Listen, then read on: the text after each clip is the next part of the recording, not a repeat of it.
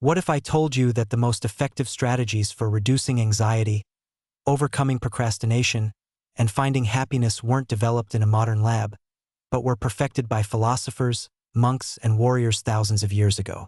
For centuries, these techniques were dismissed as simple folk wisdom. But in the last decade, neuroscience has finally caught up. Using fMRI scanners and clinical trials, scientists are proving what the ancients knew all along. The human mind has an operating manual. Today, we're breaking down 5 ancient mind hacks that are now backed by hard scientific evidence. Hack number 1. The view from above. This was a favorite technique of the Roman Emperor Marcus Aurelius. When he felt overwhelmed by stress or conflict, he would practice visualizing the world from a great height. The ancient wisdom. The Stoics believed this would put your problems into perspective. The modern science. We now know this technique, called psychological distancing or decentering, is incredibly effective. A 2017 study from the University of Michigan found that this kind of self-distanced perspective significantly reduces emotional reactivity in the brain's amygdala, your fear center, and increases activity in the prefrontal cortex, which is responsible for rational thought. You are literally shifting from your emotional brain to your logical brain. How to do it? 1. Close your eyes. 2. Imagine you are floating above yourself, looking down. 3. Keep zooming out until your city is a dot and the earth is a marble. Hold that image for 30 seconds. Your anxieties will feel much smaller. Hack number 2. The body scan. This is a foundational practice in Buddhist meditation, taught for over 2,500 years. The goal is to bring non-judgmental awareness to your physical sensations, moment by moment. The ancient wisdom. Monks used this to quiet the monkey mind and anchor themselves in the present. The modern science. Neuroscientists at Yale University discovered that mindfulness practices like the body scan decrease activity in the default mode network of the brain. The DMN is responsible for self-referential thoughts, or mind-wandering, what we experience as rumination and worry.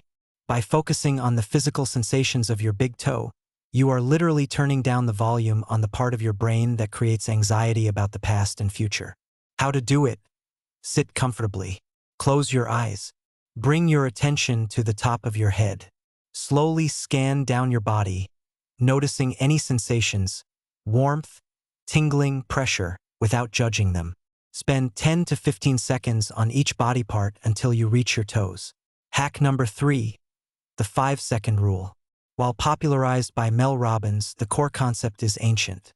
Warriors from Sparta to the samurai practiced a form of immediate action to overcome the hesitation that leads to fear and defeat. They called it acting before the mind can object.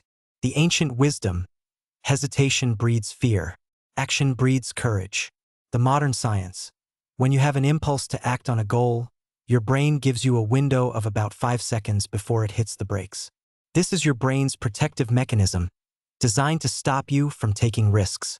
By counting down 5, 4, 3, 2, 1 and physically moving, you interrupt this mental process and activate your prefrontal cortex, shifting you from thinking to doing. You are essentially hijacking your brain's habit of procrastination. How to do it? The moment you have an instinct to do something you know you should do, get out of bed, speak up in a meeting, start a workout, start counting backwards from 5. When you hit 1, physically move. Don't think, just move. Hack number 4. Wabi-sabi. This isn't just a design aesthetic. It's a profound Japanese philosophy centered on finding beauty in imperfection and accepting the natural cycle of life and death. It's the antidote to our modern obsession with perfectionism. The ancient wisdom. True perfection is found in imperfection. The modern science. Research on self-compassion, a core component of wabi-sabi, shows that it significantly reduces cortisol, the stress hormone. A 2018 study published in Clinical Psychological Science found that self-compassion practices lower stress and inflammation, leading to greater emotional resilience.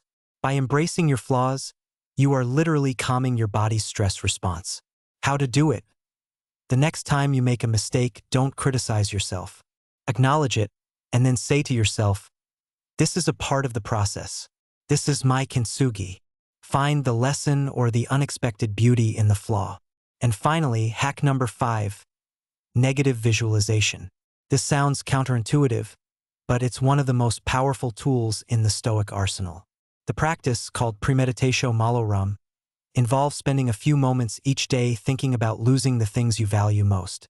The ancient wisdom: don't just be grateful for what you have. Be grateful it hasn't been taken away.